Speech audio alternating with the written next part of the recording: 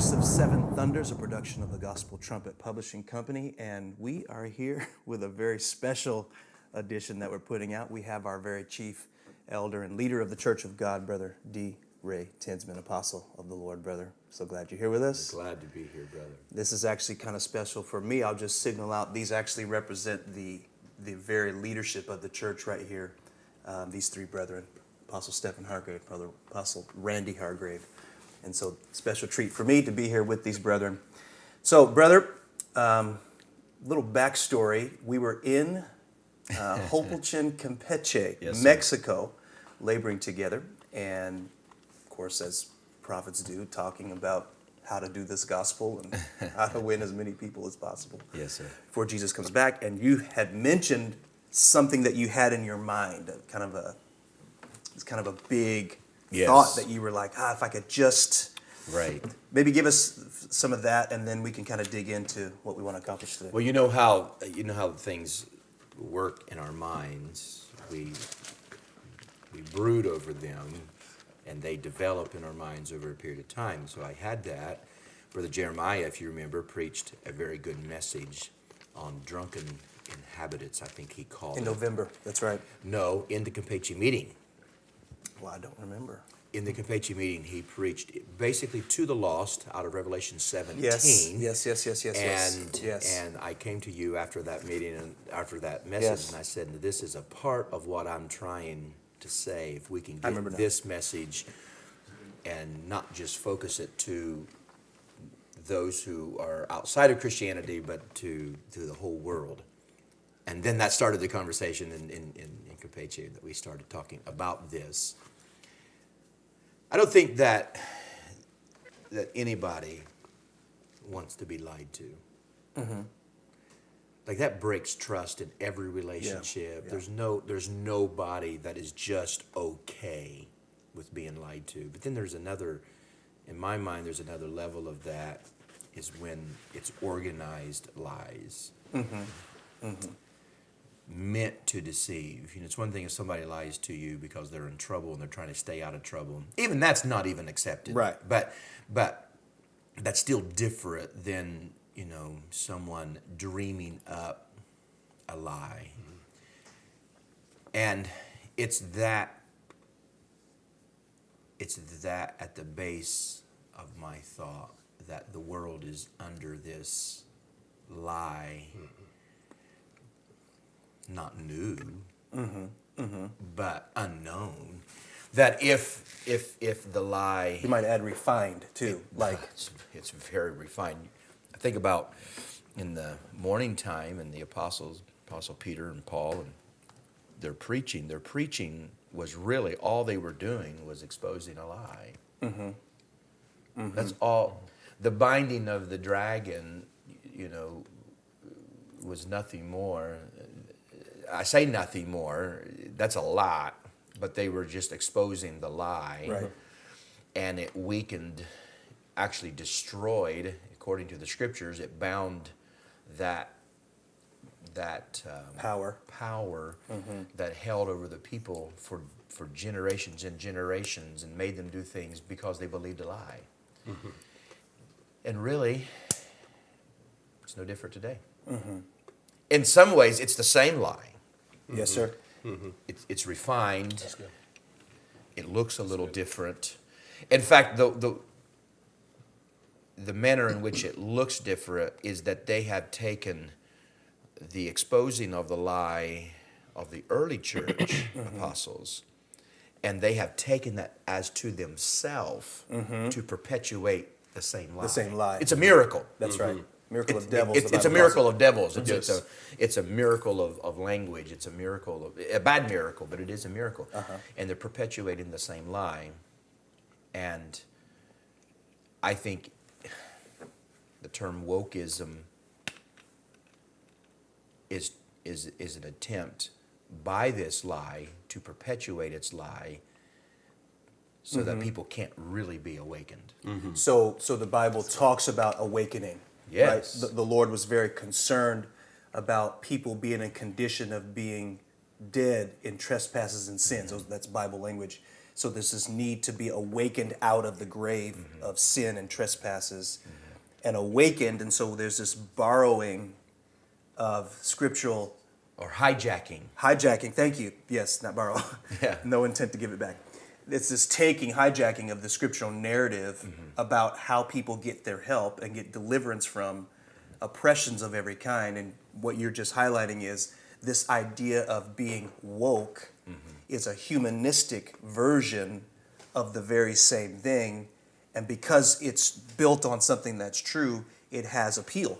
That's right. There's a certain element of humanity that's like, yeah, we got to wake up. We got to look at what's going on.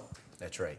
So no lie can exist without some truth, or It's a perversion even a lot of truth, of right? the truth. Absolutely.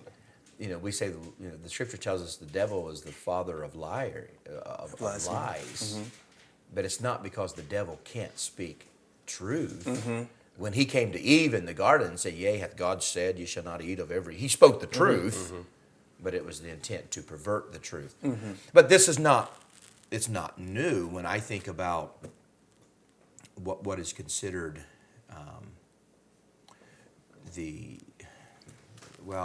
I guess there's considered a Reformation if we go back to the 1500s, but then there was kind of another Reformation later into the 1800s.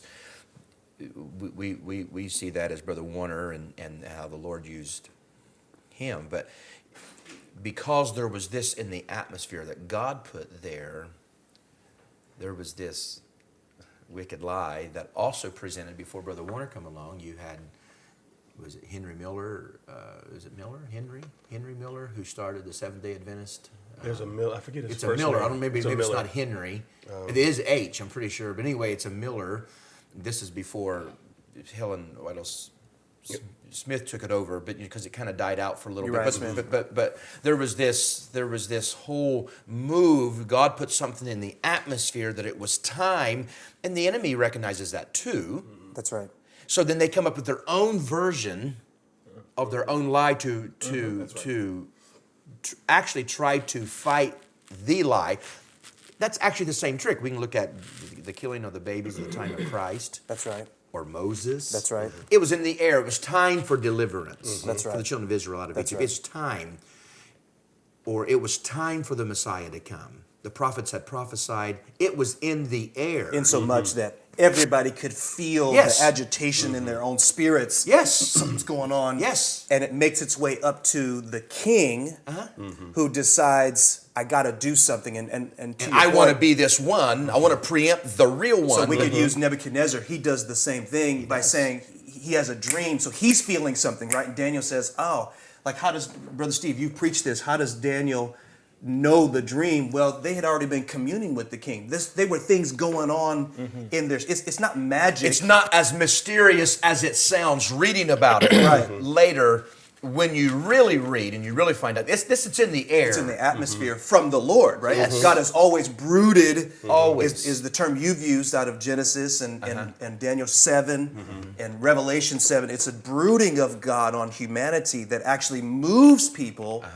And out of that, and this is why, to your point, that the devil is the father of lies, is he's not I'm going to use the term, a first mover. No. The devil's not a first, he's a No. reactor. That's right. And so God moves and the devil has to begin to jump into that. And so create this counter narrative that is designed to draw people away from God. wind. What's that? The wind. From the wind. That's right. Yeah. That's right. And again, we would see that with Aaron throwing down his rod and it becoming a serpent. That's and right. then the That's right. Pharaoh's magicians did the same thing, threw down their rods. It's a reaction of trying to subvert or hijack the brooding of what God is doing.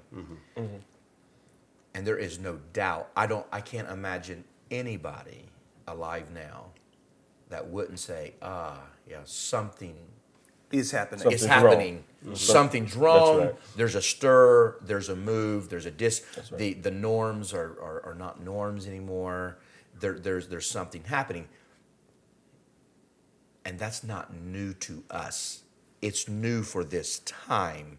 But then not the first time that this has happened. Right. And we need to see what has happened before us so we understand what's happening now. And that's what I am so, I don't know to say if I'm angry, I'm mad, I'm stirred, I'm happy, Sleepless. I'm sleepless, all at the same time. Right. Yes. And I know what the kings of the earth, the devil, and the kings of the earth are trying to do. They see this too. Now there's no question in my mind. They're afraid. That's right. Like, Yes, sir. this is not what we. They've had a game going for a long time in this country, but in all over the world. All over the world. They've had a game, and it's been playing out well for generations. And now its time is up. So now we have all kinds of discontentment, and there's an attempt to hijack the purpose of that discontentment, just like there's always been in Yes. every other move of God. Yes. And that is what I would like for us to talk in such plain terms, the Lord being our helper, in such plain terms, that those that would listen to this or would hear us could have a real awakening of what is going on. Again, Sure. I can't imagine anybody being okay with not knowing what's going on. I think that's the inner cry of even children of they want to know, how did I get here? What happened? How, that's just part of human nature. And then if I find out later that I've been lied to my whole life. Yeah, the kind of backlash that has been in preparation is tremendous. If people can be shown what the truth is in all the lies, is I think what you're saying, that if we can get people to understand what really is happening, and we're saying, we haven't done this, brother, but one of these days we're going to do an episode here on the preeminence of prophets and prophecy, because that has been aggressively negated from the discussion. You don't have prophets being brought to the table to discuss world issues. Yeah. Right? Right. And that's on purpose. Which has not always been. There's been a time where you wanted something done, you got the prophet. Say what you're going to say. Well, yesterday, I received a call from Mexico. Okay? A news reporter, through a translator, said that they would like to have a meeting with one of us to talk about what's happening in Canada, what's happening in the world, what's happening, but they wanted to leave all religion out. And my response was, well, that's not a possibility. It's not even a possibility. I said, we would have nowhere to start, nowhere to go. And what's happening is religion. Total religion. Because it's based on whatever people are believing, whatever particular narratives they believe. And they're believing it religiously. That's right. So the gentleman, the news media gentleman spoke and said, well, I know we all believe separately, and that's okay. Let's just leave religion out. And I said, well, then we have nothing to talk about, because the whole thing is religion. Which is a part of the lie. It is It's a part of the lie. That somehow you can take religion out. When what we're trying to establish here, what you already have started to say, and that is, this is all about an attack on this. This is all about this. All of it. Any issue that you want to talk about, any king of the earth, any work of the devil, is all about how do we go against God before he comes back. The It's interesting. good thing, the beautiful thing. I think the Apostle Paul says, I can do nothing against the truth, but all for the truth. I'm not quoting that exactly, but I think it's in Corinthians. And the beautiful thing is this, and we know this, and I believe they know it to some degree. No lie can be successful, except that the lie has to be based in some perversion of truth. That's right. That's correct. Right? It can't even, a pure lie will fall flat on its face. It has to be a perversion. But the beautiful thing is truth is so powerful that even in its perversion, sooner or later, That's good. That- That's that a very is. good point. That is. sooner That's a or very good later, point. it comes and attacks the perversion Inside of that inside of Brother. that lie, and truth it will begins to prevail destroy against it. That's right. destroy the very. And so That's I very think good. now That is there's good. actually a panic happening of like, we have to get rid of this, we have to get rid of the Bible, we have to get rid of, because they feel this We can't do anything with it. that it's coming to haunt us. Yes. So even real science, which is based in Bible. Yes. We don't Yes. divide That's right. that. Real science. All of a sudden we have to start breaking from science, because those who once cried science, science, science in an attempt to disprove the Bible are now saying, we don't want all science, because Because it's going to bring after them a right back. while, It's going to bring them right science back. brings them right back. It's going to come back to the scripture. Brother, it's so interesting that you said that. I'm just going to say something here. Yes. I wrote this down. You said it better than what I wrote. But I wrote, because a lie is a perversion of the truth or a veering from the truth, the lie will always be discovered by the truth It which attempts- has been veered from. Yes. Yes, that it attempts to veer from. Yes. That's right. And so I think that's what you just said. One thing I want to ask you, brother, is this. I wish you would elaborate or just say something else about, you mentioned something about being hijacked a little earlier. You said, okay, so there's something happening and there's an attempt to hijack that, and you used the example of Aaron throwing his rod down. I wish you could say some more about that hijack. What is being, and I know what you'll say, or, but I wish we could kind of talk more about that, because I think that's really important, what you're trying to get across. It really, really is. So I think to really understand it for our time, which is what we need to understand, we have to kind of back up and see where, because Solomon says nothing new under the sun. That's right. We have to see where things have, attempts of hijacks has happened, and we've discussed some of that. Even at the birth of Christ, Right. there were those in that time who also rose up and said they were the Messiah, and actually had pulled away people. Followers, that's right. followers, and we read about that even in the book of Acts, where they made reference to that and wondered if Christ was one of these.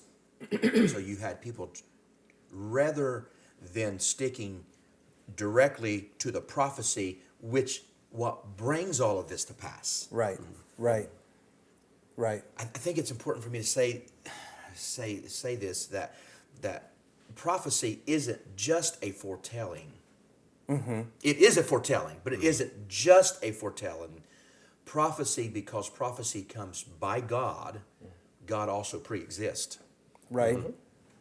So the things written in prophecy actually already has happened That's right. with God. With God. That's correct. Because he's already there. That's He's the Alpha correct. and the Omega. That's right. He's there doesn't- testifying God of those isn't things. going to be in tomorrow. Right. God's already at tomorrow. It's a beautiful right. thing. So and it is beautiful. That's how he can testify about That's how tomorrow. he testified. So when prophecy comes, it cannot fail, because it's not something that's, well, we're gonna, I've had the ability to foretell and I'm going to tell. No, it's already happened. It's already there, because God Spoke it. pre-exists, That's right.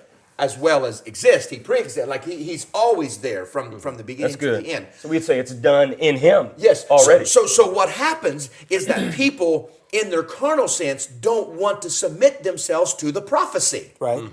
although they can't help but to feel this moving, Which is the effect they of the li- prophecy. so which is the effect of the prophecy. So they actually latch onto it. So They do latch Well, they have it's to. like they a- actually prove it. They have to. So it's like they have these little fish and they get on like big whale sharks.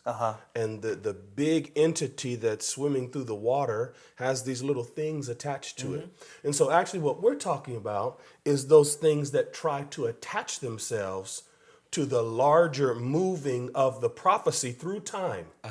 Because the scripture says, my word will not return void. Right. Okay, it will always accomplish what I sent. So the prophecy in the beginning of Genesis 3:15, the seed of the woman will bruise the head of the serpent, that prophecy was set in motion, in time. And it's moving. And man has always had to try to, let's get onto it somehow. and try to create this other world that's connected. But in the end, they're struggling because everything's being shed off of what started to be moved. Right. And God is saying, "No, you got to get in this." Right. We're So the Jews did this. And I don't want to do all the talking, but No, I this is do your have a burden. lot to say. Brother, please. That's why Okay, this so- is we're just with prompting the chief. So, brother, go ahead. So the Jews had a beautiful opportunity. Particularly, we're talking about the hierarchy, those who were in charge. Those, are you dealing with that, Well, or do you want to my- capture the whole nation? No, I'm talking about the time of Christ. They had understood the prophecy. Yes. They had lived by it, The- right? Paul Jewish- said, the Jewish unto nation. them was delivered the oracles of God, the Jewish nation. And they believe that, and that is true. Paul said that. So when Christ came, rather than joining the prophecy, they said, if this is true, we have no place Or Or nation. nation. or nation. So they tried to fulfill the prophecy outside of the prophecy. try to take it over like Nebuchadnezzar. Same thing. And that is what the same kings of the earth will try to do today. Okay, so And they- that's what they are trying to do. So they made their own prophecy, and I like that you're talking. I wish you just talk more, but I'm going to say this. They made their own prophecy in similar ways that the serpent did. Yes. Okay, so God said this, no, he said this is going to happen. He prophesied this. This is his word, but I'm giving you my word. You're actually going to be as God. You're going to be like your own judge. And so these people said, look, you said they tried to make their own prophecy. They said, well, we're going to be God, and I know there's this prophecy, but we're going to make it like this. We're going to make this world or this word. So how does that function like in today? I always think, how does that reach today? What are they actually doing today? Like Nebuchadnezzar, we were talking about I forget which podcast we were talking, where Brother Ernest, you brought up about Daniel had Nebuchadnezzar had the vision of the head of gold and all this, the image, and then Nebuchadnezzar went and said he got wise, and he said, we'll make it all gold. We'll just change the whole prophecy. Right. Well, it just showed his ignorance. What he didn't understand is that that's already said, friend. Yeah. Your time is up already, and so God was giving him the message that your world is ending. Yes. Okay? Yes. Yeah. Your world is ending. That was the message to Nebuchadnezzar. You can't do anything about it. Your world's going to end and another world's going to start. And it's in this statue, right? That's right. Which was an opportunity for Nebuchadnezzar. Yes. If he would have just accepted that, If he thus would has say, spoken the word of the Lord. this is the extent of my powerful. kingdom. I'm after this. Where do I do now, Daniel? Where do I go? But instead, he tries to, which is the spirit of the world, tries to take over the prophecy and take it and arrogate it to themselves. Well, we have the same thing at our time. Now they do, we need to climate change. We're going to save the world now. And it's actually We're going to create a story. We're going to create and the story, a story. is climate change. Yes, the story is climate change, and we're going to make it so that the world can continue. Okay? And our message is the same message it's always been. The world's ending. Your world is ending. Upon whom the ends of the world have That's come. right. That's an untrue prophecy. You can talk about climate change. You can talk about making electric cars. You can talk about doing all of those things, and you can put that out there in the world. But what really needs to go out is this. The world's ending, everybody. And the reason that goes out in the world, whatever it may be, climate change or whatever, it goes out in the world because it is a religion that will attract the belief of a certain demographic of the population. Who don't want the world to end. And they don't want Who the don't world want to this. end. And it'll have their dedication and their loyalty. That's right. And they'll be And their they'll be money. enthralled with this particular narrative of climate they'll change. be recycling. Yes. And They'll in that- separate the trash. They'll Right. pick up off the ground. They'll plant trees. They'll try to clean up the water system. And ignoring. And that within itself it can be good. And that's the only way it's prosperous. Right. Because it's a good, on face value, plant course. trees. Of course it's trees. You love trees. But the motive behind it. That's what the spirit behind it. right? So these doctrines are spirits. If the world, if this is God's world, let me back up and say this. I love doctors. I do. I love presidents. Yes, sir. Anybody that wants to take on a nation and be Yeah, brother. to be the president. Yeah, we need to pray for God them. bless them. we're praying for they them. need our prayers. I don't care if they're good or bad. They have embarked upon a tremendous job. Spoken as a leader. It's true. But if prophecy moves the world, then only a prophet Yes, sir. can answer to the world's needs. That's true. Yes, sir. The system has deleted the prophet and has made politics the God or things connected to politics, which is money and such like to control the people. Yes. Social media now and so forth. And have tried to answer the world's problems either by a simple majority or by, even by good business planning or, good or bad. I don't know if we have many good ones left, but even if there were, but the real answer to the world, if in fact, and I say that for the sake of this conversation, there's no doubt in my mind, if in fact the world moves at the word of God, then the only real answer to today is a prophet. That's right. That's right. Because then and that would have been the case if we would go back and we saw that the judges judged the world, even kings. Yes, sir. Say, "Oh, go get the prophet." We didn't. What are we doing? But our society have worked so hard to get rid of the prophet, and unfortunately, they've had given to them some ammunition, or they've given, there's been those who profess themselves to be prophets. They've been into all kinds of immorality, and so the system has latched onto those individuals, and tried to delete the whole prophetic body. That's right. Of people, and really the only answer for the world today is the prophet. That's right. There's no president. I don't care if people would consider themselves right or left or conservatives or liberals. In this light, they're all the same. Yes. That's right. In the light of the prophecy. In the light of the prophecy, That's they're right. all the That's same. right. And there is no good, even if some had some good policies or some's better policies. There is no good except what would align themselves with the prophecy. So the only way they can be successful is by the divisions of mankind. So, brother, would you feel like, because we talked about how lies and perversion and a veering and all that, would you feel like that no matter what, the world is going to have to come back to the prophecy? They have to. Like it or not, you will be talking to the prophets. Well, can we say If it this was way? not true, God would not be God. In other words, we are in the prophecy. We don't have to agree to it. We don't even have to see it. No. That's a part of the And prophecy. if you Yes. fight the prophecy, you'll help fulfill it. You'll help fulfill it. Yes. Like you're stuck. The prophecy is, in the sense that you mentioned earlier, God is. He's not going to be. He's not past. God is. He was here when we showed up. Already everything in place. There was nothing we could do to change it. And as Brother Patrick O'Shea taught when he preached on God's sovereignty, there's no choice here. The choice is choose God.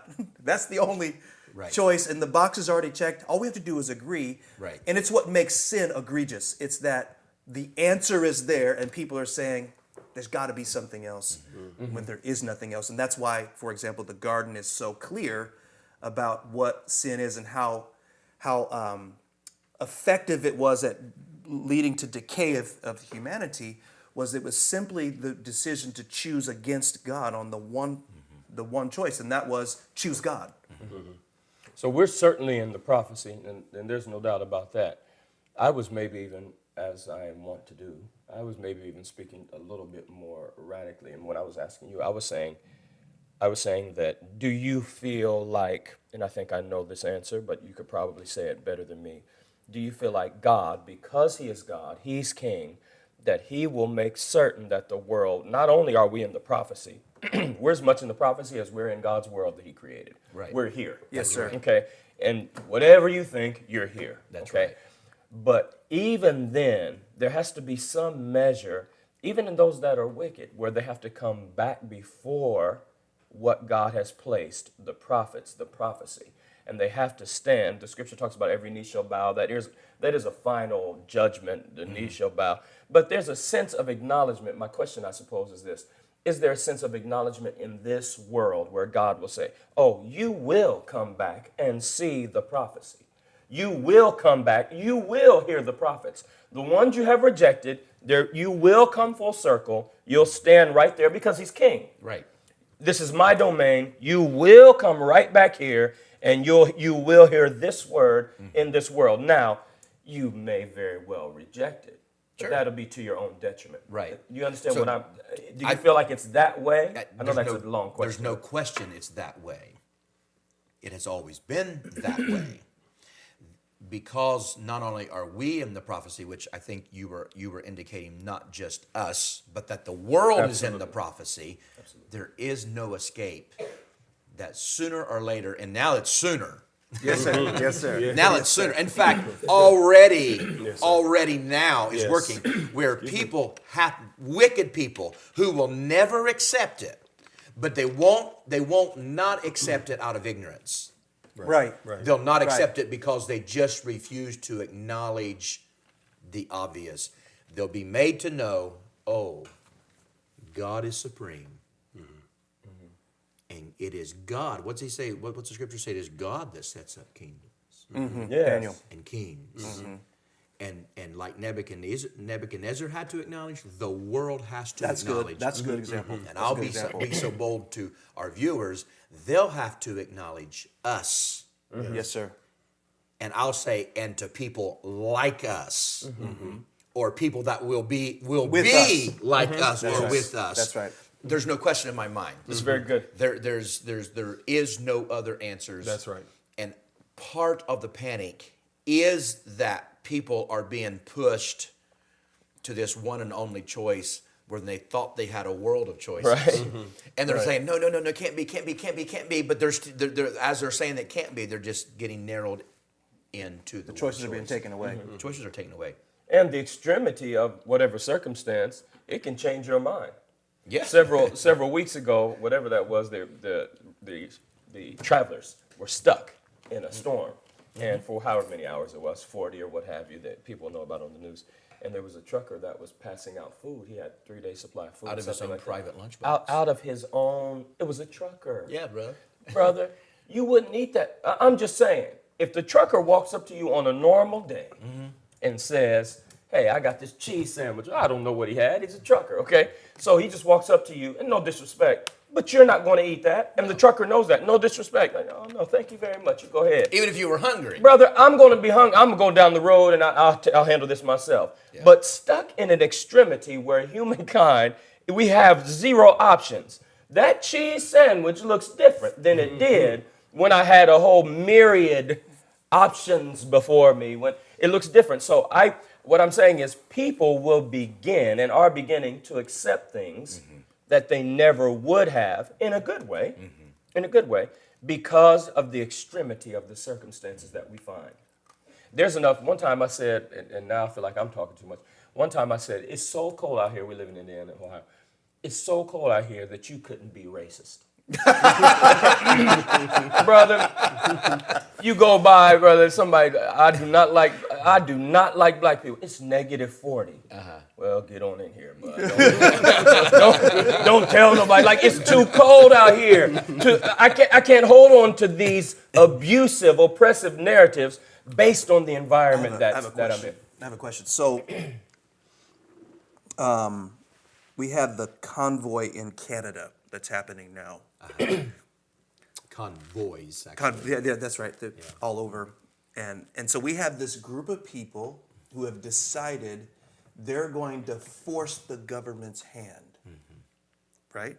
That's what they're doing. Yes. Yes, we're not going to fall down to these mandates. We're going to, and they're saying through a peaceful means, we're going to apply so much pressure that we're going to force you to change current policy, right?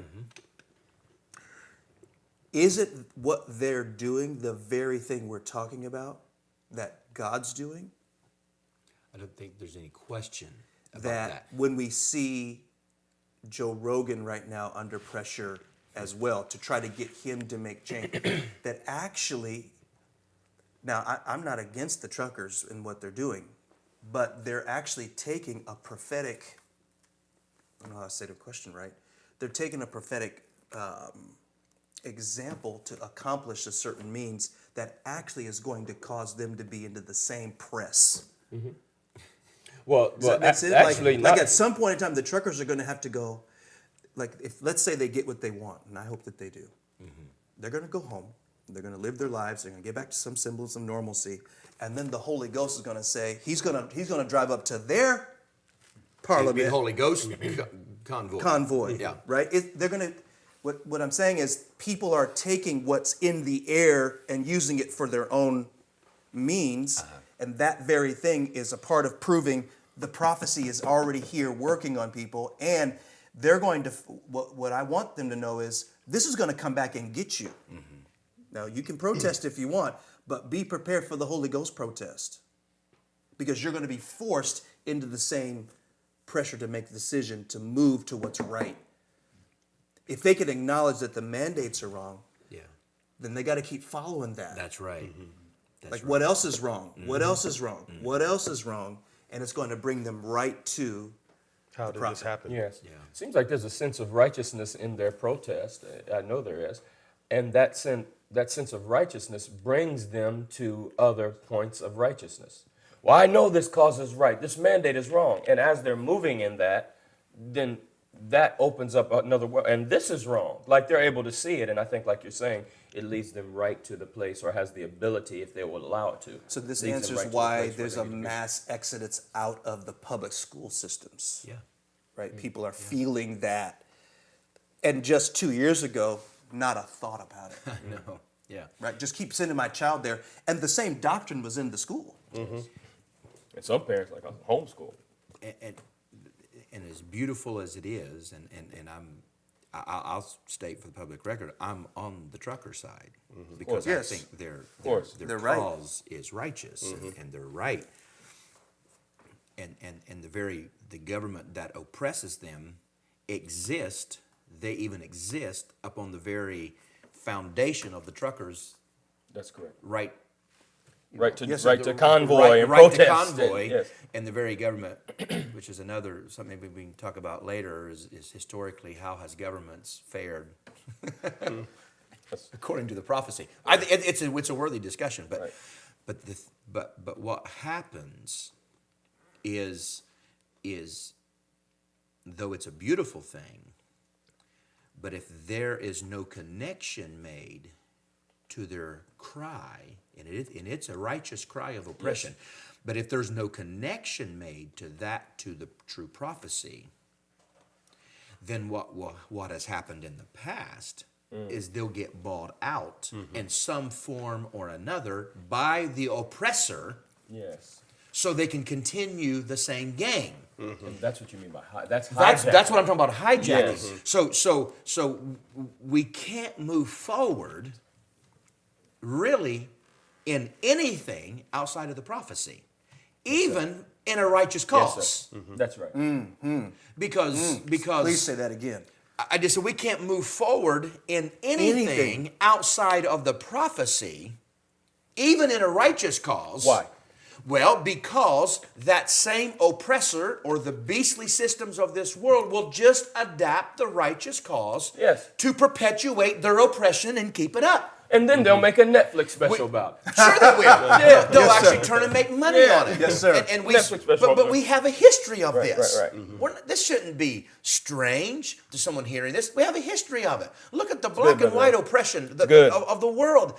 They just buy them out and just continue the same system. The only thing that can't be bought Is the prophecy. is the prophecy. Yes, sir. And it's the only thing that has prevailed, and it's been prevailing. Yes, sir. Absolutely. Yes, sir. It's not like, oh, the Bible ain't, no, it's been working. It's been working. Yes, And sir. it's still working and will prevail. And you and I and the rest of the world, our only choice is, do we join or do we win or do we lose? do we win or do we lose based upon the prophecy? Now, and though we talk about the convoys and there's actually several convoys, not just in Canada, but all over the world. And we hear their cry, and I think that we as a church, we have the duty to respond to that cry, and we say, yes, your cry is right. Look where you are. Look what God wants to do. And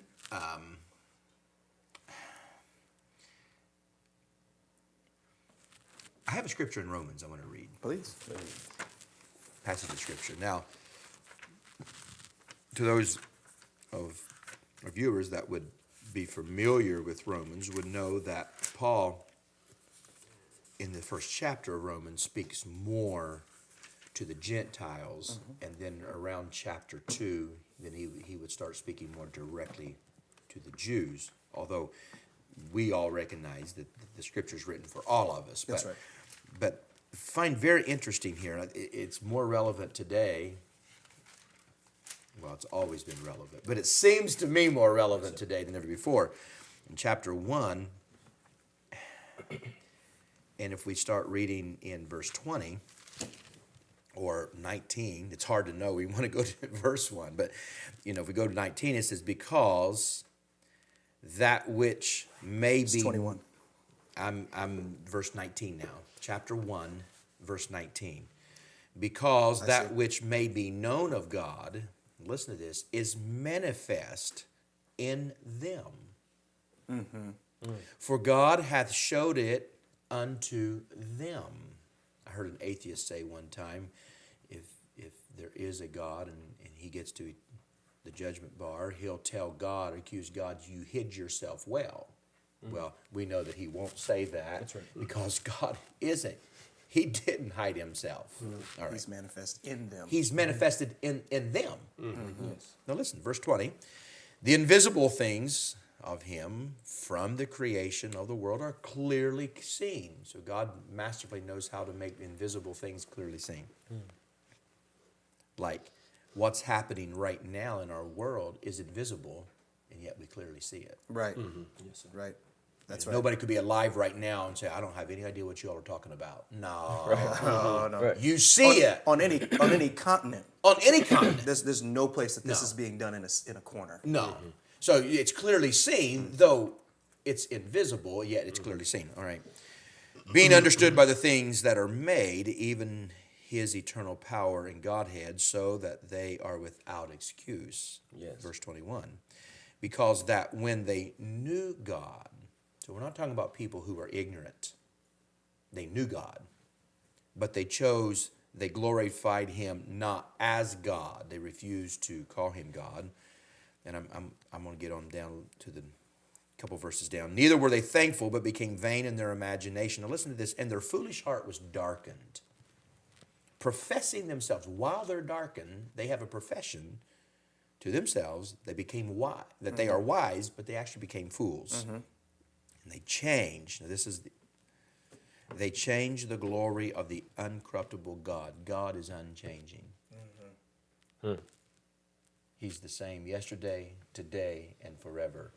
But these people, they change. Now we know they don't really change God, but they change in the perception of mankind. Both in themselves, and then they seek to change the glory of the uncorruptible God in the minds of others. Right? So That one of is the things correct. that was on your mind when we talked about it in Mexico was these images, That's right. which are designed to move people away from or to shift their understanding of the glory of God. It's the hijacking. It's the taking truth about God and yet perverting it. It's changing things that cannot be changed. Doesn't it say right in this passage somewhere, becoming vain in their imagination? Brother, we just read that, did we not? Where's that at? Yes, 21. In So you were in 21. 23. We just read it. Yes. 21. They Yes. became vain. That means empty or without real, value. Their imaginations just are baseless. Yes. They're baseless. Some imagination's good. I like to imagine, but I don't want my imagination formed in some reality. And this is what Paul talked about. This is what we're doing here when he said casting down Right. This is what Paul was talking about, casting out imaginations. He's talking about this because they've lifted up into a high place in their mind and their hearts. Right. Even unto, what was it say in Ephesians, wickedness in high places, right? They changed the glory of the incorruptible God into an image made to corruptible man, to birds and four-footed beasts and creeping things. Wherefore God also gave them up to uncleanness through the lust of their own hearts, to dishonor their own bodies between themselves. Verse 25, really where I wanted to get to. Who changed the truth? Now, that's an amazing statement. How do you change the truth? I thought truth is something that's unchangeable. I thought the whole world were searching for truth. That is, like, how does truth, if there's an accident, they want witnesses. Right. What happened? Right. Because they don't want fabricated stories. We want truth. We want facts. We want what took place. We want the science. Okay. So these people had the ability to change truth, not in reality, but in the imaginations of man's mind. My understanding, the whole reason Moses wrote the Pentateuch was not to do anything other than to preserve what actually really happened. Yes, sir. So in all the confusion about where man come from or how the world was created and how all this happened, Moses said, I'm gonna, and he's a couple thousand years after creation. He says, now I know I'm gonna put this down, the truth, because in people's minds it was being perverted. Yes, sir. So he wrote what we know today as the Pentateuch, or the first 5 books of what we have as the Bible. So, and then we would have maybe very similar, we'd have Ezra, who took it upon himself to say, okay, there's certain things that are true. We need to establish the facts. And therefore he took writings he reached all the way back to, well, we got Job. I mean, it's way back. He took writings from other prophets and other writers. He formed together what we know as the Old Testament, and he put that together with the books of Moses to preserve the known truth. And we have the Bible written under duress. That's right. That's right. To preserve That's right. facts and That's truth. Right. That's right. Now, the little that I heard from Dr. Jordan Peters, he's saying it's not just that the Bible is true, it's the basis of truth. It's the preserving of the facts that are actually real. Like, I can't imagine any really intelligent person just came along and said, well, the Bible isn't true. Well, which part of it? Is there no place called Jerusalem? Is there you talking about these things never happened? Or which part's not true? Right. They have to say, even if they don't like the gospel and the mandates of the scriptures, they cannot say it's not true. Right. Okay. But the spirit that was working here when the Apostle Paul wrote this was there was a perversion happening Yes, sir. by people who professed themselves to be wise. Now, Paul said they were fools, but they professed themselves to be wise to change truth. Speak their own truth. So Paul wrote the book of Romans to preserve That's right. truth. What do we have today? We have the exact, it's no new tactic. The devil ain't doing anything new. The kings of the earth ain't doing anything new. Now we're changing truth again. What truth are we changing? Well, a male can say he's a female. Right. These are facts, folks. Like, don't ridicule me because I don't believe that. I just, it's the truth. It's facts. It's, we could get in, we could talk about the science, how babies are conceived, and we can talk about the chromosomes, and there's 46 of them, and 2 of the chromosomes determine whether they're a male or female. You've got one from mom that's an X, and you either get an X or a Y from your dad, and you are what you are. I mean, these are Right. These are truth. These are truth. So, maybe we're gonna have to write scripture, and that'll be offensive to people. But we have to write something To preserve. to preserve what's the truth. So in this stirring that the whole world is feeling. You have people who have a heart that is wicked, who don't want this to be true. Mm-hmm. And they're trying to hijack this breaking of norms and trying to break away from this That's norm. it. Mm-hmm. Rather than being forced back to it, which they will be. Mm-hmm. They will be. They're forced back to this. After they're all said and done, after all the debates in Congress, and after all the whatever, they get all down to it. We'll have to say, okay, yeah. So I'll give a There's one truth, and I'll give you an example it's not the end game, the end goal of what God has in mind. But so we have this Me Too movement, which we are against the abuse of women of any kind. of course. Okay? So we have this that rose up out of oppression. It became oppressive. Okay? Yeah. The movement itself became oppressive. It helped to give strength to the LGBT community. Again, we're against the oppression of anybody. Right.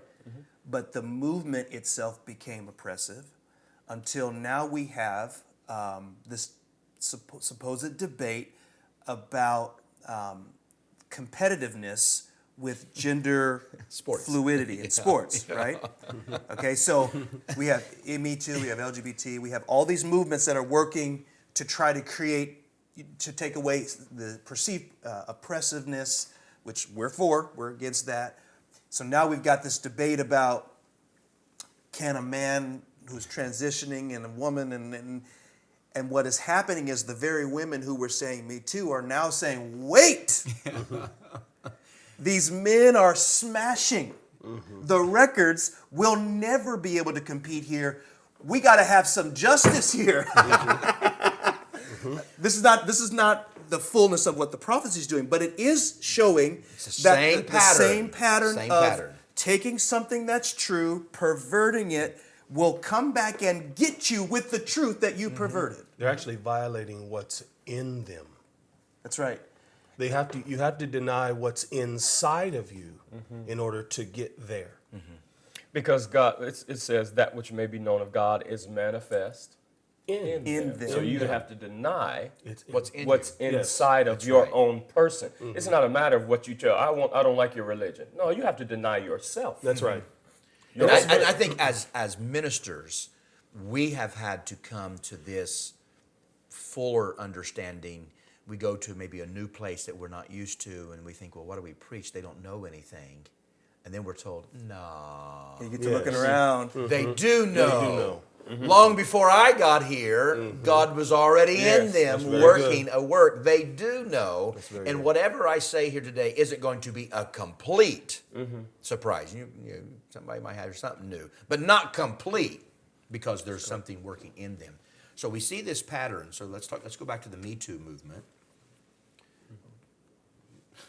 If a woman has been abused, we want her to speak up. Absolutely. Like that's Yes. She should receive justice whether it was a parent or an employer or whoever has abused this woman in any way. She should have a voice in society that says this happens to me, and this should not happen to me. Now, here's the thing that makes me so upset, and it gets kind of closer to the meat of the matter. Is the society will rise up in the Me Too movement, right? Almost sounds virtuous, like they're trying to stop abuse. To someone that doesn't really know what's going on, they say, "Oh, that's a good. America's great. They're allowing their women. They're going to get these men." Now we know that abuse has been going on for a long time, and we know that people in authority today want it to continue. Yes, sir. Yes, sir. I can't imagine anybody not saying that. But now they want it to continue. Some of the worst trafficking that happens in this world is happening by the people in governmental powers. That's right. That's right. Okay. Yes, sir. So what they do, the Me Too movement comes up, actually steals the voice of the real Victims. Victims. It looks virtuous on the outside. It's this miracle. It's this lying wonder the scriptures talk about. It looks good. Steals the voice of the real victims. And then everybody said, me too, me too, me too. And then the me too, as you said, becomes oppressive. The Black Lives Matters becomes oppressive. Yes, sir. And it takes away from the message. Intentionally. This is intentionally done. Takes away from the real message so that the same oppression and the same abuses may and can continue. This is the work of Satan. This is not new to us. So this is what Pharaoh did. This is what they do. This is why we have 8 beasts. That's right. It just one beast said, okay, I see the moving of God. We'll take that too. Not because they want to be good. They don't have a natural desire. They don't have a spiritual desire. I want to be what the Lord wants me to be. Right. The leaders of our country don't want a good moral ethical in Washington D.C. Or any other country. They don't want that. Because you can't fund it. You can't make money off of it. if everybody was good in Washington, the money would change. Well, they'd be on the prophecy. Yeah. If everybody was good, they'd be with us here, sitting right here. Yeah, that's right. That's right. But it's their attempt to appear good. It's attempt to make others good while preserving an avenue for the oppression that they want to keep to continue. And then we see that on every line, whether it's the convoys, whether it's human trafficking, whether it's money. They're all concerned about our health. Bill So Gates. concerned about our health. Bill Gates concerned So they about shut you. us all down. And people are losing their minds. They're losing all their wealth. But they're concerned they love us so much. No, they don't. If they loved us so much, they wouldn't just be talking about COVID-19. Right. Oh, by far. Our life is a lot more than COVID-19. Yes, sir. So what about the homeless, and what about all this Yes, other yes. Well, things that are going what on and about- have been going on long before COVID-19? And even if it's just what about health heart issues? disease? Yeah. What about heart disease, which is the #1 killer of humanity in the world, which is largely a food-related modern illness? The American Heart Association's budget increases year by year. But by definition, they should be out of a job at some point in time. We don't need our information. People know what to do. But that is a lying wonder, right? I want to ask a question because people have questions and they're not here, so I'm going to try to be that voice.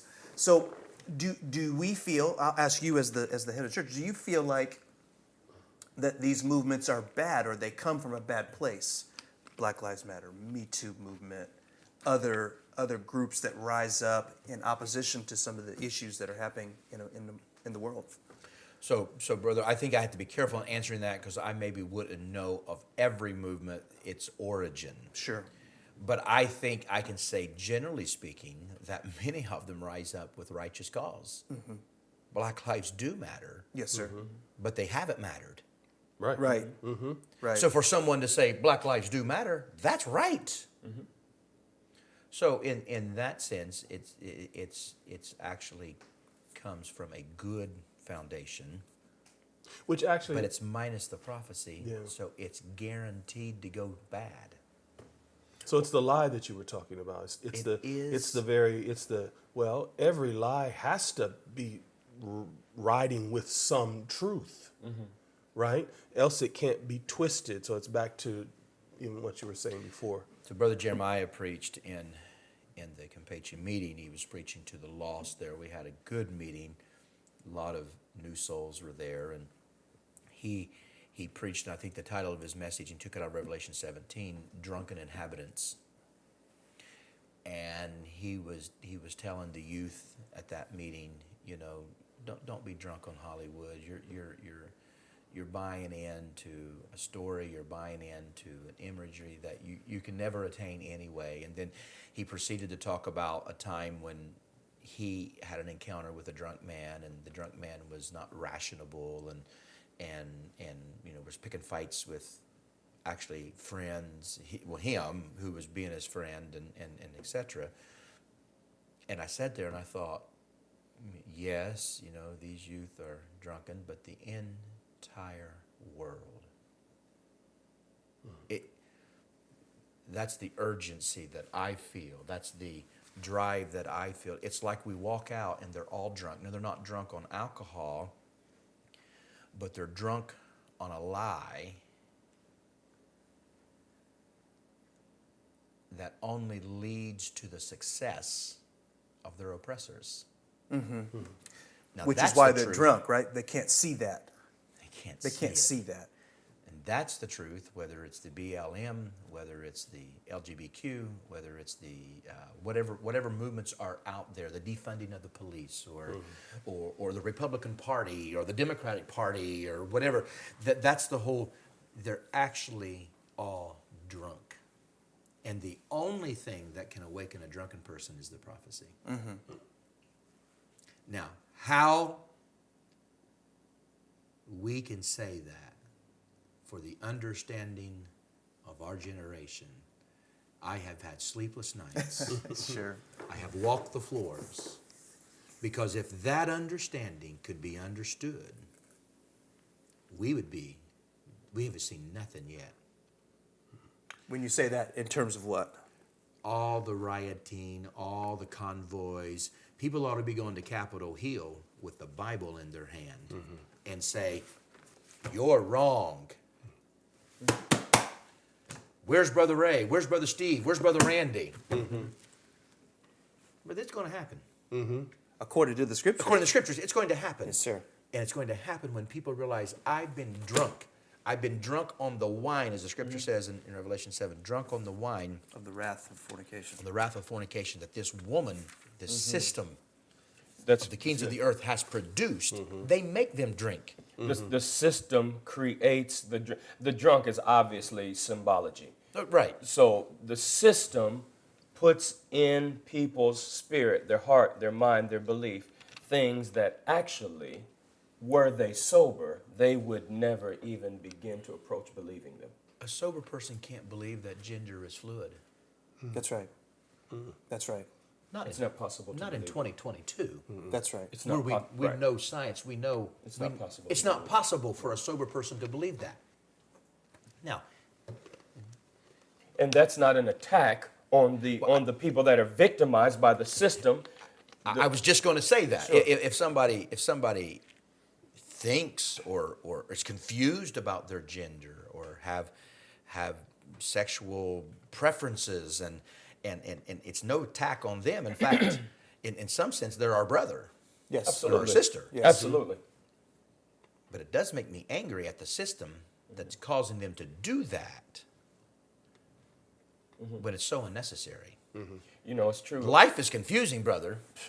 By Life itself. is difficult by itself. By But at least I ought to know What I what I am. In order to navigate life. So I can navigate, I can have some solid foundation that'll help me navigate through things that are less clear, that is more difficult. But if you take away my foundation, how in the world am I gonna? And that's where the people are. So we have them, we have the whole world running.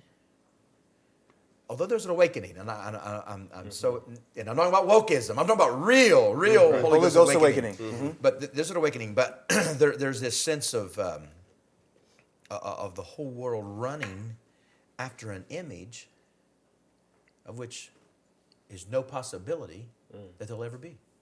Yes, sir. Just none whatsoever. I took my wife to one of our favorite restaurants last night. It's Papa Do's in Cincinnati. We're sitting there, and I always find it difficult when I go to places like that, and you generally see couples or sometimes families, and then all of a sudden you see this person that's sitting alone.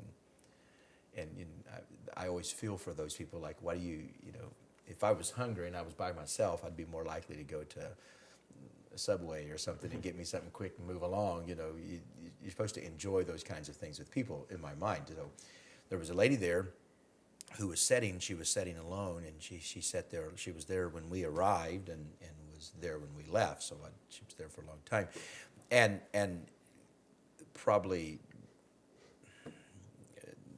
I don't know, 70, 80, 90% of the time while she was there, she's taking selfies of herself. Now this is she's probably in her 40s, probably my ages, my wife and I's ages, thereabouts, and taking constantly, the whole time, like only taking a small breaks to take a bite here and there, and then she'd go back to, constantly holding her phone, looking at herself, moving a strand of hair, and there are beautiful women in the world. She was not one of them. I think, Brother Steve, you made a statement. Some are fair and some are just there. That's not. Like beauty runs much deeper than the skin deep. Absolutely. She happened to be one of those.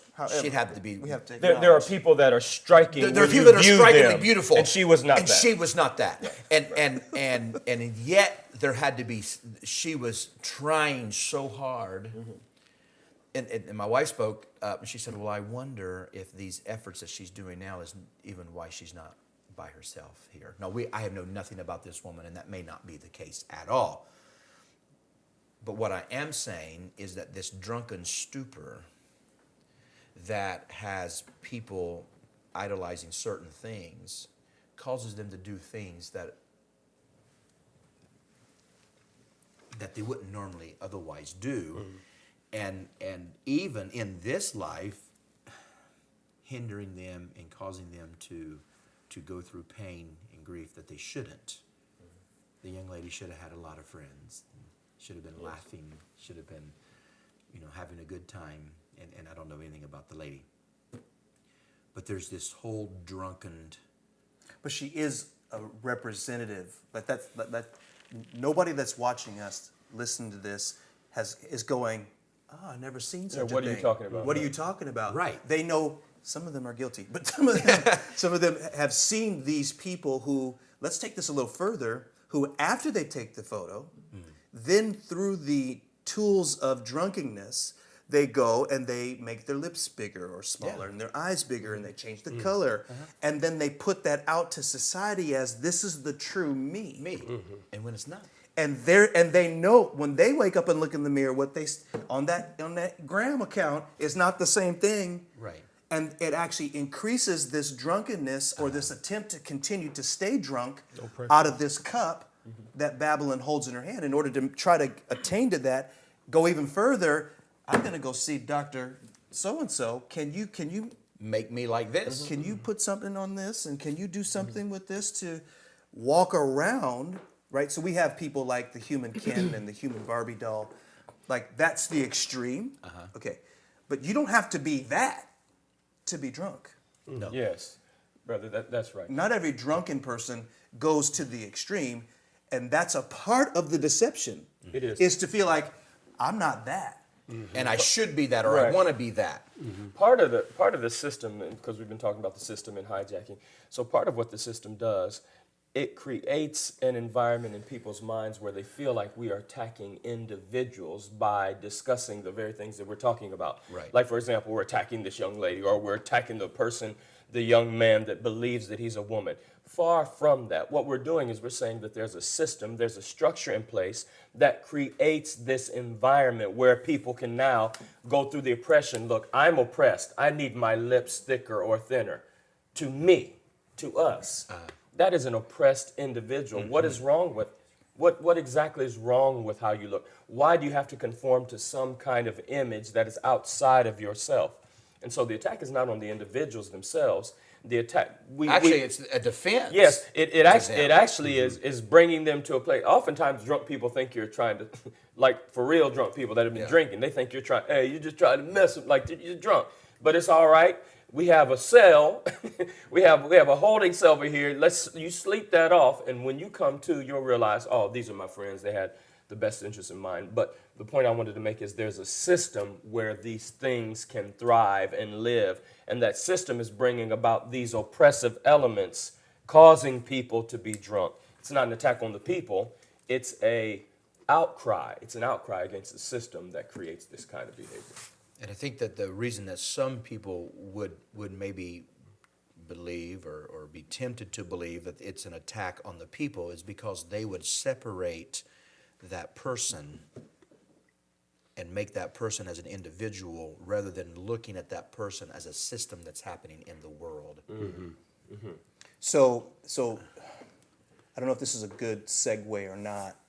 One of the things that you talked about, wanted to talk about, was kings, merchants, souls of men. Yes. So we use terms that we know well, but not everybody listening will, right? So we say the system. We're not the only people that say that, right? So it might be good for our viewers to ask, who or what is the system? Okay. What is this system doing? Can we find the system? Like, is this tangible? Can we go see this? I'm leading the witness a little bit. Like, who's running these things? Do we know who these people are? Are they tangible, or is this something?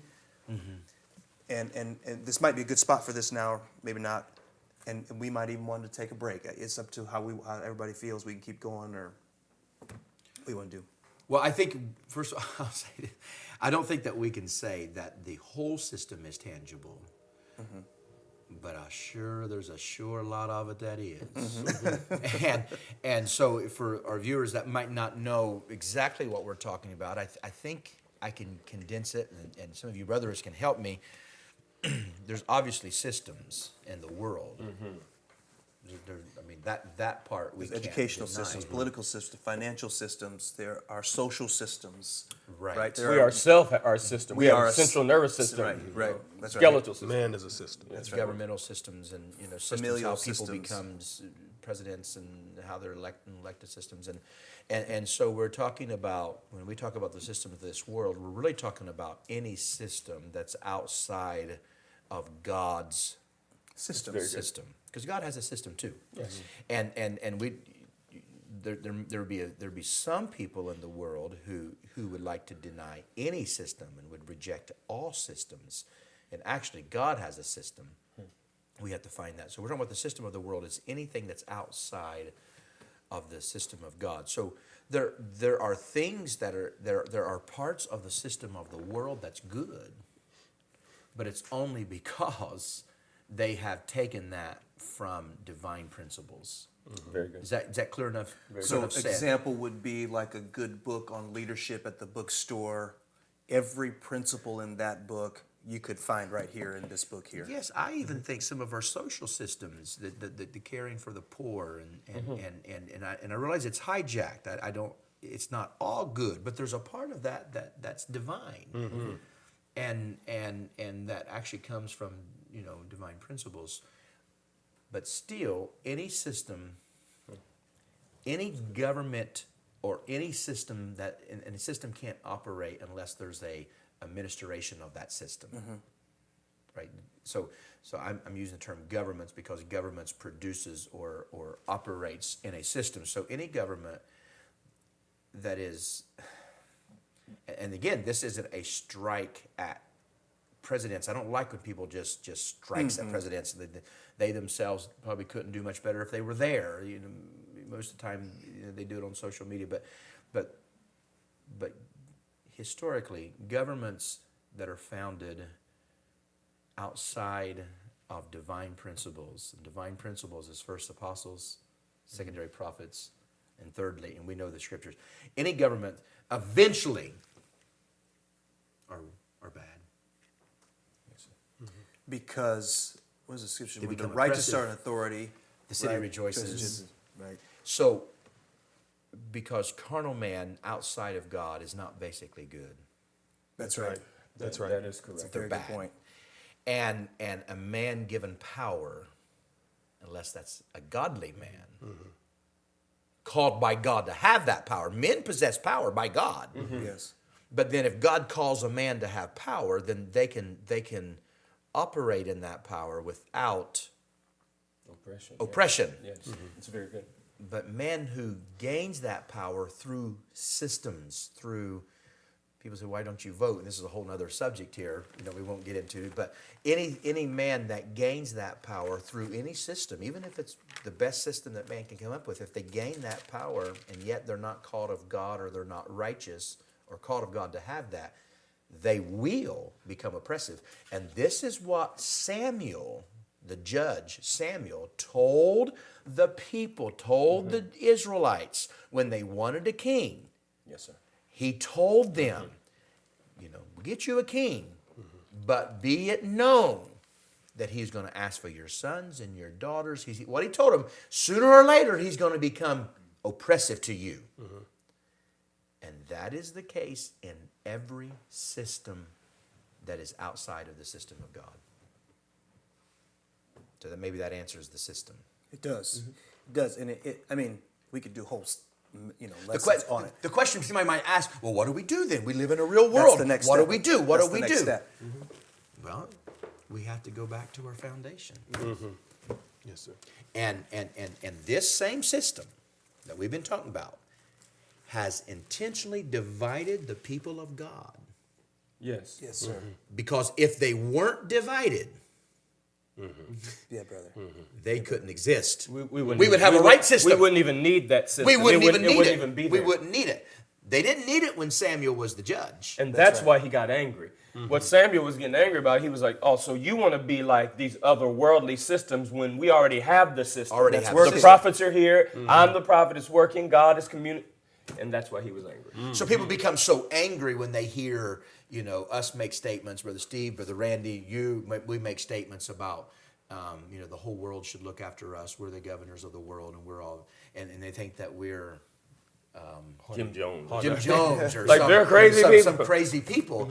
But then I question whether they even know the Bible, because if the system of the world is good, then we're not needed. It should be going good. Yes. It'd be going good. And we don't need the preaching. I mean, Brother, we don't let's need let it. Trump preach to us. Let's let Biden preach to us. Let's let CNN give you the news. Yes. CNN give us the gospel. And but if we all say, well, that's bad, well then what's good? Then what did we say bad? And then you have to you can't have a system unless you have a ministration of that system. It don't work. That's right. Which means there must be people People. to administer Exactly. That In other words, system. Systems don't exist without people. No. It's both kinds. Moses. To be administered and those who do the administrating. You have to have both components. You have to. Because back to your statement, if the people of God are not divided, there are no systems to be governed. Yeah. Because those people will be governed by another system. So we're not against, I want to highlight here, you're saying we're not against systems. No. This is a battle of systems. Yes.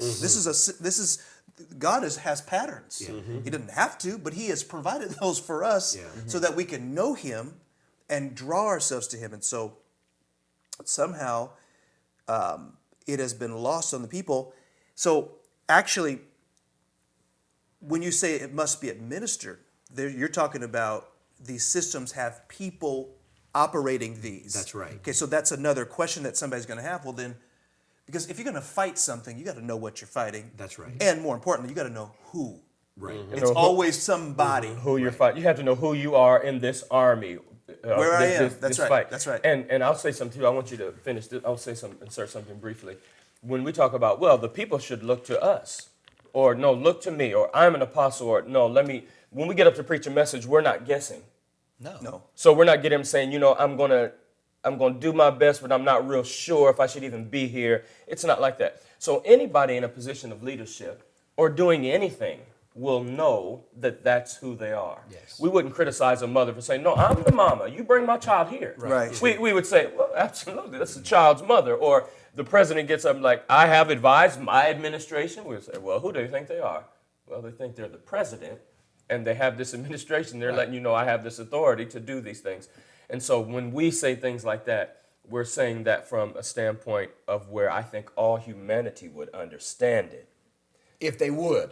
If they would like to understand That's right. it. And it's If these they very would- systems so- that are fighting against Yes. the ability, particularly for true prophets to stand and say, So, true prophet yes. here. So someone disagrees. Well, I disagree that you said that. I told my cousin one time, I said, you do not disagree with me.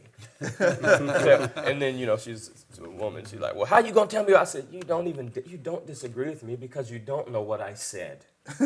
I said, in order to disagree, you have to, first of all, understand you are saying this, and I disagree with that. What you really mean to say, and I just told her, what you really mean to say is, I don't really understand that. From my position, I'm having difficulty seeing what you're saying. Right. I said, that'd be a better place to spring from, as opposed to just, I disagree with you. Anyway, Okay, so when we talk about what the system is, so you gave us a concise definition, it leads to what you said.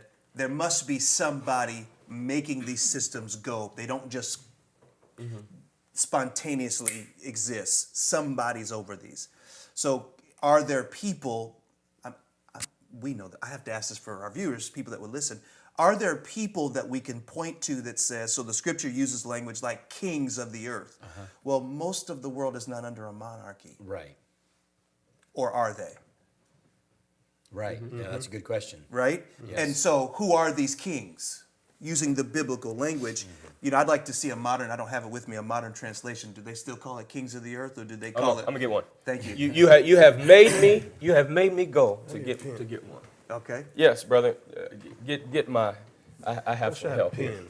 Okay, you are on the right side. Go all the way to the right. You were there. The blue So copy. this is You're our there. program. We kind of do. What we want. We're not professional. Yes, we're not that's trying it. to be Not even professional. trying to be. We're trying to be what we are, and that's that. prophets. Brother Marcus Benion. Excellent. I wish we can slide him on camera. Just come on camera. Come on up in here. Yeah, there you go. All right. So if somebody want to know, like, well, who are the kings? And let me one while you hold your thought. Yeah. Because if we can identify kings, then we can identify their counterpart. Yes. Yes. So people can know who they're bowing to. Either way. Either way, right? And so it actually is important. If we can establish who kings are, then we can start to know who the prophets are that are fighting and exposing these kings, like John the Baptist did to Herodias. All right. So I'm going to get a scripture here in Revelation 19:9. Just to Revelation see what it 19:9 says. says kings are there. So I have several versions here, if I can find the correct.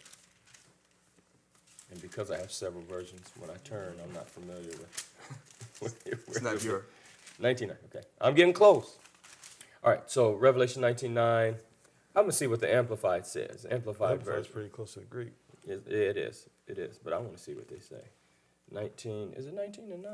No, 19. Okay. Then I saw the beast go into battle, make war against him who is mounted on the horse and against his troops. All right. 19:19. New American Standard. I'm sorry. And Read I the Amplified again. I'm sorry. Okay, Amplified, 19. Revelation 19:19, Amplified. Then I saw the beast and the rulers and the leaders of the earth. Interesting. That's and King Instead James, of kings- King James calls it kings of the earth. Kings and their armies. It calls it rulers and leaders of the earth with their troops. Now that is accurate. That's very good. Rulers and leaders. So let's see what New American Standard says. New American Standard. I saw the beast and the kings of the earth. New American Okay. Standard. And the New International Version. Then I saw the beast and the kings of the earth. Okay. All right. So the Amplified Version, it does bring a little bit, because everybody under the monarchy. So the point being that there are rulers and leaders in this earth and troops that they control. Yeah. People that they control. And the Bible calls it kings of the Now, earth. what has always been the case, it's not new to our time, but if you want to know, well, who are these people? Where Yes, sir. are I know what you're about to they? say.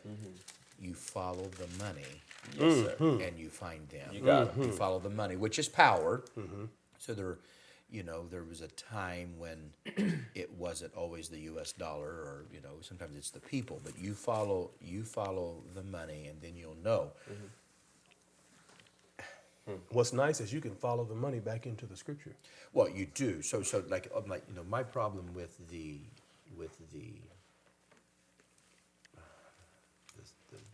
story of COVID-19. Now, if people were in power and they were concerned for us, and there was some new virus that came out, and they wasn't sure what to do, and they put all kinds of restrictions on us as a safeguard because they really loved us, I don't have a problem with that. Of course. I have no problem with that. That's right. We have done that. But Yes. they would The say flu that, goes right? through a congregation. We say, Saints, Yeah. we're canceling service. Yeah, we do that Everybody all the stay time. home. Actually, is the prerogative of government It is. to be So- able to look over yes. the people and say, nobody move. Yeah. Nobody move. Let me go out here and see what's going on. If our governments, if our president said, We don't we understand don't it. understand it, it's something new, we're concerned, we really do But people are care. getting ill. Yeah. People are getting ill. let's- Just stop. Let's see. But what we see with this pandemic, The rich got very Way rich. rich. Yes, sir. We found out, there's money connected to this. They were talking about this a long time ago. And then when we follow the money, then we find out, there's some kings. People like Bill Gates. Yes. And if we want to get real plain, people like Bill Gates. Bill Gates, who is Bill Gates? He's no doctor. He's not an elected official. He's no governor. No, sir. He's nothing That's right. but money. So therefore, he's actually in higher power than President Biden. He's got more power than the governor of this state or other state. You say, well, not really. He really don't. Yeah, he does. Yeah, he does. Because it's money. If you can follow the If you- things that he's It's supporting, in multiple governments. right? Prison systems and food chain systems, and where it We is. actually find out it's where it is all in the world. We find out that the same people that's concerned about this pandemic are the same reason why, we have a distorted amount of black people locked up in prison. It's the same. Yes, It's sir. all connected. Like we find out, why it's kind of hard to make a living, and why there's the vast difference between the poor and the rich, and Yes. while the majority of people through this 2 years of pandemic lost their livelihood, there's a few people that's gained billions and billions of dollars. And then you ask, who's the kings? They are. They're the kings. They gained the billions and didn't. It's not like they gained it and dispersed it around. They just gained it. So And so the system we have to elect a president, if it's not in accordance to the kings, they know how to get him unelected. They know how to work the media just right. They know how. because they own the media. They own it. So the people maybe listening in, they think, well, all this is, you all are conspiracists. It's not a conspiracy. Just do a little research. I want to say this to our viewers too. And in no way am I striking at you, but we live in a lazy society. Yes. Yes. And the most, Yes, sir. we want to believe what we're told, because not to believe it requires a lot of work and it's uncomfortable. Yes, sir. Also, the lazy society has made people not only believe what they're told because they're not really willing to do otherwise, also it's easier to divide from people. What? Because you can believe that if you want to. I won't believe it. I'm no longer then forced to reckon With you. with the difference between you and I. This is part of the whole trouble in what they call racism. It's a part of it. It's because I don't have to deal with you, so therefore I don't, because it's the easiest. It's the easiest. Otherwise, if I'm forced to deal with you, then it's uncomfortable. I have to. My whole thought processes get challenged. Things that I have considered being part of me, all of a sudden I have to look at that for what it really is, and that's not a comfortable. It's not a comfortable thing. I wish that every time people turned on the TV, I don't have one, thank the Lord, but I wish that every time they turned it on, that they say we report and you decide. I wish that was the case. I wish, but it's not. It's not the case. But because many people are very lazy. I've been amazed at the American people Through this particular pandemic, of how they have bought into the narrative. the narrative of what is so obviously not correct. Well, why do you say, okay, now this is worldwide, but why do you specify? Well, I'm shocked with it. You're an American, obviously. I am. But I'm saying, why are you specifying with the American people? Because the American people traditionally are the ones that have stood up, have fought for their own freedoms. It wasn't given to them. They fought for it. They bled and died for it. They worked hard for it. They starved to death almost Land of the for free, it. home of the brave. And now they just lay down.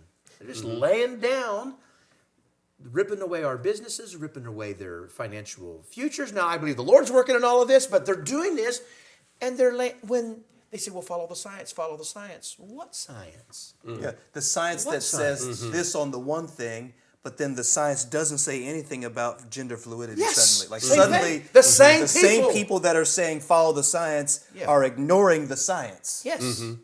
And the people aren't connecting those dots going, wait a minute, these same people are saying two things. How can we follow these people? And you know, now if you talk like we're talking, you know, you get thrown off of YouTube, you get That's because they're ostracized. woke. That's because they're woke.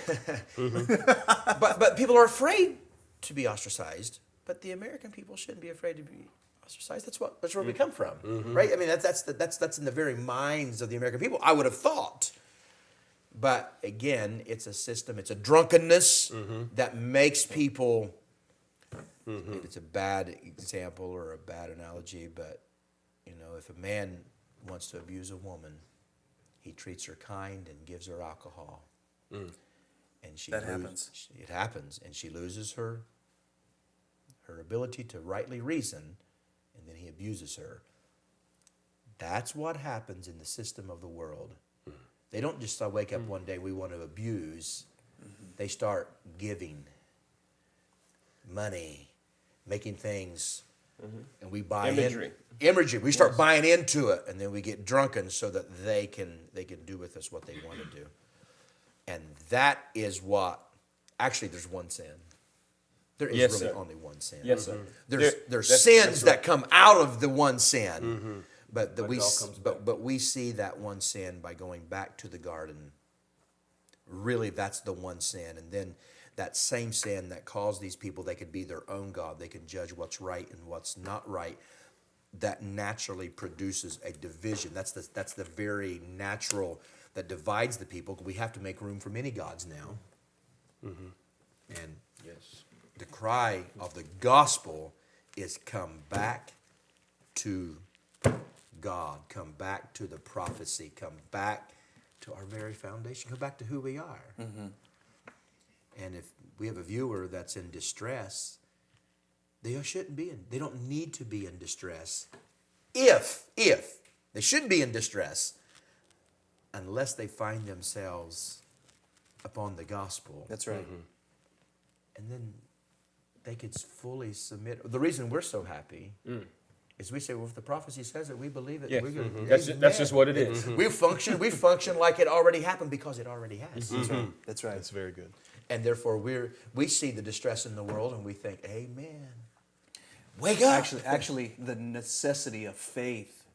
Okay, the necessity of faith is necessary, but the how hard it is to have faith is actually not that hard if we keep our eyes focused on the prophecy itself, not allow the distractions from the prophecy and the constant barrage. You know, one of the things that makes something seem true is when somebody keeps saying it. I'm in sales. If I have a customer that you're working with, I'm the manager and you're working with the client and having a hard time closing, we call it turnover. Ernest, could you come help us out? All I have to do is say exactly what you say. And the client is likely to go, okay, it's verified. It's verified. Okay, good. Humans, we need some of that repetition, and that makes faith hard. But if you can ignore who's talking and listen to who's talking, then actually your faith is pretty easy if we keep it right here. Keep it right here. So here's another question that somebody did ask, and we've said this. We've talked about the fact that there needs to be a restoration of the office of the apostle, the prophet, the man of God to lead the people. How do they find him? That's going to be a question somebody asks. Now, we have no problem saying that we are that, but they don't know us. Sure. Maybe they do. Maybe they know. Maybe they know Elmer Pastor, Brother Henry. You know, he's getting a lot of airtime. Thank the Lord for that. But how do they find him when they find him? Like, what is the characteristics of that?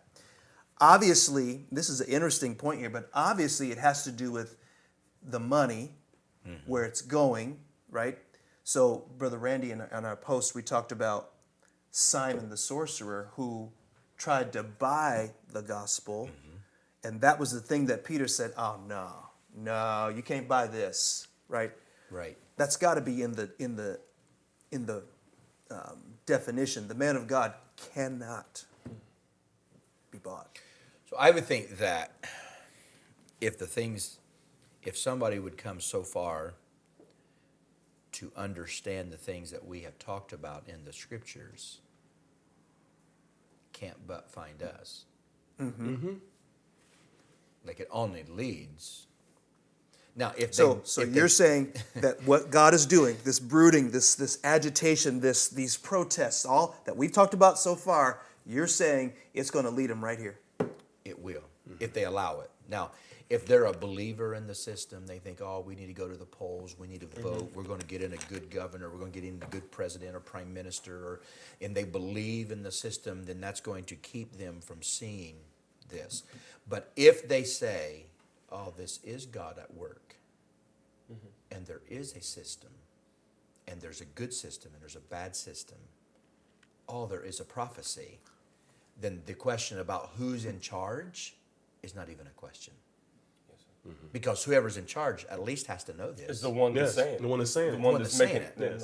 Yes. Right. It's like if we was to use the United States system, when we talk about, the president, declares war, he says, I remember when George W. Bush declared war on,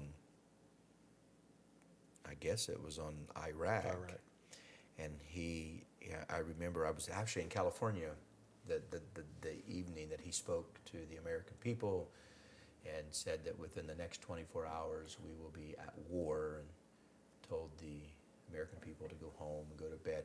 And if I would say, well, who says we're at war? Who how do we know? Who is he? Yes.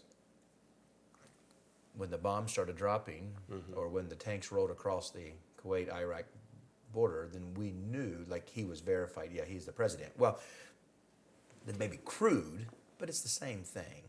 It's those who are, people don't say, well, I don't like you, I don't understand the things that you do. But if this message is true, then there's no question of who, which is us. Now, our viewers may not see that, but they will when they understand this.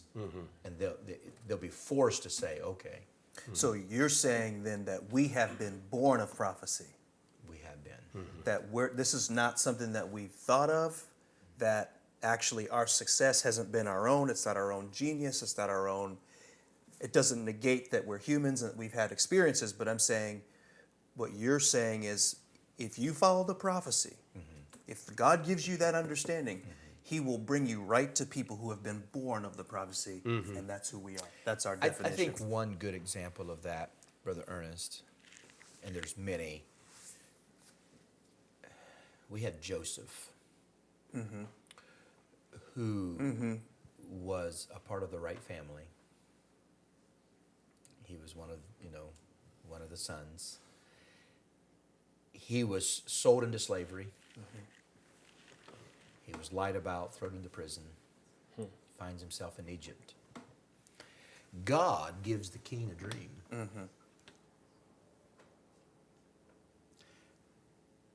But the king could not administer the dream that God gave him.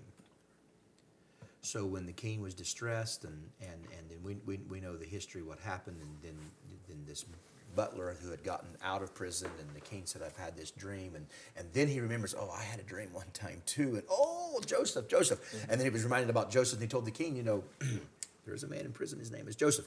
When Joseph is called, and then Joseph reveals to the king his dream, the king had enough sense and said, well, if you understand it, then you do it. That's right. You're the one. Okay, so You understood it, so you do it. And Joseph managed the very prophecy that the dream had, but the king had, but didn't he understand. managed the known world. The Yes. whole known world. And I'll insert this here, and please allow me. A lot of credit is given to, and we love everyone. We love all countries, and everyone has their own particular genius. But a lot of credit is given to other nations for monetary means, for originating how financial things work, when really, if we trace the prophecy back, for example, That was Joseph managing that. Joseph was managing the whole world. It was his financial acumen. It was him. It was his brilliance. It was his plan that went through that. And oftentimes that gets diverted or sent to other areas where other things, the system would do that. And if we even look back in what the scripture's saying, we see, okay, it is true God's system has always been there, that it's successful. But even that has been hijacked in people's minds. And we don't even know, so for example, even in the Egyptian records, I don't know that you find Joseph. Well, no, I don't think today anybody in It wouldn't in be Egypt, profitable to have him in there. I don't think today anybody in Egypt is talking about Joseph. No. He does, and what I'm saying is, it goes right along with the conversation. The system hijacks things, takes it to itself, Right. in order to give an image to the people that is incorrect. Because It's to give an image of legitimacy. Right. It actually needs it to maintain its false legitimacy. Exactly. But if someone understood that, they would say, "Oh, okay, so you're saying that you're in the line of Joseph. Joseph, yeah, that's right. He always has control. He was the governor of the world. He did control it, and everybody did come to him. And that's all you're saying. That's historically And accurate. that is what we're saying. That's historically accurate. And not only saying that, but what you're also saying then is you're saying if anybody that's listening can get us direct access to some of these people in the world, we can help you. If you'll just let us help you, we can fix the problems of the world. We can. Not because we're so great in and of ourselves, but because we're filled with the greatness of God. We have His message Yes. that's already done. And we're just saying, we're just like the dream was already done. Right. Joseph, this is it. Yes. What do I do? You do this. You know what? It was all in the dream. Yeah. It was all in the prophecy. So we're making a plea to the people. What- A part of doing this is What not the just king didn't know was before he had his dream, Joseph had already dreams. That's right. That's right. Of people bowing to him. That's Oh, right. this you all That's lifted very good. yourself up. No, we're not. That's what they thought about Joseph. Yeah. That's what they thought about Joseph. That's what his brothers said to him. That's what you they- think you're great. You think you're hot. And Joseph said, I had the dream. That's I what- can't. that's what I they can't thought. help I it. can't help the prophecy. I can't. So they tried to kill Joseph's The prophecy. dream. They tried to kill the prophecy that came through Joseph's dream by selling him into slavery, throwing him into the pit, making a narrative here, telling went back to their father, your son is dead. This is what's all happened. And you know what happened? They made that full circle. And they were right back They at were Joseph. right back at Joseph. And he was so righteous Yeah. that he gave them what the system would never give them. He gave them their right place. Didn't kill them. He wasn't malicious. It was righteousness. I gotta say this too, brother. That's very good. When the righteous in authority, the city rejoice. But okay, so we say chief apostle. So hold on. So y'all are saying you're the chief, and brother, who hasn't had a president or a CEO or a father in a house or a boss? These things are not even reasons to be excited. These are not reasons to should rejoice. right. I'm saying there's no reason. What do you mean you're the boss? I'm just your boss. Just come to work at 9. I don't mean anything. I have a boss. I don't mean anything by that. Okay. So the concept that someone's in charge is only thought of as ill in relation to the prophecy. Yeah. That's right. Because Because having this a principle's leader true. is prophetic. It is prophetic. That comes from God. That's Yes. hijacked for their own carnal Exactly. purposes, and then turn around and use that and say that can't be true. You have a CEO because there's a God. Now that's true. They may not be thinking that in your company. That's right. But Joseph. that comes from God. Otherwise, we don't need a Joseph. Yes. Joseph could have just told the dream, said, now everybody, every household, you save up for 7 years because you're going to have 7 years of famine, and everybody. And they could not they do could that. not do it. They could not do that. They would have destroyed Go themselves. ahead and say it. So people say, well, if y'all, well, then why aren't y'all doing it now? Well, we're first of all, we are doing it now. Second of all, it is done. And thirdly, it's because a system is in place that is intentionally attempting to prevent the very manifestation of this prophecy. So, well, how do we know that it's true? First of all, we're telling you. Second of all, brother, you know sometimes when people say, how do I know you can do that? How do I know you got handles? Throw me the ball. Like I'm saying, throw me the ball and you'll understand it. And after a while, brother, everybody understands it. Like, look, that's just what it is. Yeah. Right, Jesus said wisdom is justified in our children. Actually, we shouldn't actually be surprised that somebody might have a question because they did the very thing to Christ. Right. Yes. Himself, in the face of miracles, in the face of the greatest preaching that had ever been done. Which is a miracle in itself. It really It is. That's a They miracle in did this itself to that Jesus. could happen. Yeah, that you're saying that he could be there. So you're at the tomb God of in the You're at the flesh. tomb of Lazarus. Yes. Say it quickly. He raises Lazarus from the dead. The man hops out. Dead 4 days. Dead he's 4 days. stinking. He's stinking. He said, this man stands in front of this tomb and said, roll the stone away. And then, Lazarus, come here, basically. Come here, Lazarus. And Lazarus comes hopping out. You would think The whole world. the whole world would go, you're God. You have You to gotta be be God. You have to be God. Well, what proof do you have? One, that. That man's been dead, and I've been at this tomb, but it's astounding. I remember one time I was reading it, and it said that the messengers of the Pharisees ran back. I said, what? Like, you know what I mean? Yes. Like, just that they ran back. What spirit is occupying your mind? A drunken spirit. What mir- And then talk about killing the man that he I'm just gonna kill raised. the man from he the raised. Hold it. He raised him from the dead? Let's kill him. Kill him. What in the world? Drunken. It's the same thing. Adolf Hitler. Like, I'm leaving the Bible a little bit, but Adolf Hitler. You know, there's this, we are the master race. We're going Aryanism, Heil Hitler, and all those things. Terrible. Jesse Owens. We are the master race. Jesse Owens shows up, beat everybody. You would think, oh, you know what? I guess Maybe maybe I'm not the master. I guess I was wrong because I thought that this is not possible. No, they didn't say that, brother. They'd be like, You know what's they'd be like, interesting, oh, too? he won? Kill everybody. Like we're still the people. And it's interesting that he pulls off that particular deception, and he's not an Aryan himself. Exactly. Somehow he makes the people believe in something that he's not himself. Right. So what we're In saying, his doctrine. so what we're saying is people. No, please, you were going to say something. Just that it's back to what you're talking about. This is what we're Yes. talking about. We say that people are drunken inhabitants. Revelation 17. They are drunken with this immoral connection that people are making. It says drunk with the wine of her fornication. There's a spirit of fornication that's happening in these systems with these kings that has raised up. I was talking to one of the ministers at home. I was saying that adultery, which is when a man or a woman is illicit with somebody that's not their spouse, is the same sin as idolatry. Okay, and they were like, it was kind of a new concept. I said, it's the same sin. We're supposed to be married to God Himself. And what happens is in our drunkenness, people's drunkenness, is they marry themselves. They become their own idol. They become their own God and forsake God and become spiritual adulterers or idolaters. Which is back to the original sin in the garden. Same Yes. thing in the garden. Yes. So to the very beginning, these are patterns that if we can understand, that should be for your deliverance. And what happens is people, when that thing gets exposed, as we're feeling now, God is moving again, like He has in times past. It's doing this to deliver them from that deception, and if they don't, it's going to be their destruction. How did those poor Israelites reject Moses when he came there and destroyed the Egyptian? Yeah. Somehow they had gotten to the place they thought the Egyptians was their savior. In so much that when He does lead them out, They wanted to go back. they want to go back. Because they're in this system.